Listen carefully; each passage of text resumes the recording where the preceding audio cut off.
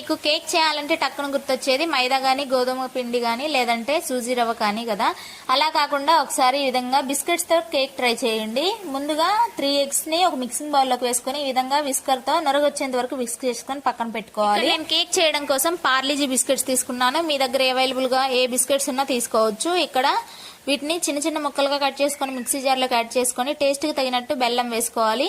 ఇదంతా ముందుగా egg mixture లో వేసేసుకుని మొత్తం ఈ విధంగా కలుపుకున్న తర్వాత అందులోకి వంట soda 1/2 teaspoon, baking powder 1 teaspoon, అలాగే వెనిలా ఎసెన్స్ కూడా వేసుకొని మొత్తం రిబ్బన్ కన్సిస్టెన్సీ వచ్చేంత వరకు నెయ్యి అప్లై చేసుకున్న గిన్నెలోకి వేసుకొని ముందుగా ప్రీహీట్ చేసి పెట్టుకున్న బౌల్లోకి ఒక స్టాండ్ గానీ లేదంటే ఇలా స్టవ్ పైన ఉంటుంది కదా ప్లేట్, అది కానీ వేసుకొని మనం కేక్ బ్యాటర్ ని అందులో పెట్టుకొని 10 మినిట్స్ మీడియం ఫ్లేమ్ మీద అలాగే 30 మినిట్స్ లో ఫ్లేమ్ మీద బేక్ చేసుకున్నామంటే కేక్ అనేది రెడీ అయిపోతుంది. మీకు కూడా వీడియో నచ్చినట్లయితే లైక్ చేసి ఇలాంటి మంచి మంచి వీడియోస్ కోసం సబ్స్క్రైబ్ చేసుకోండి. Bye bye.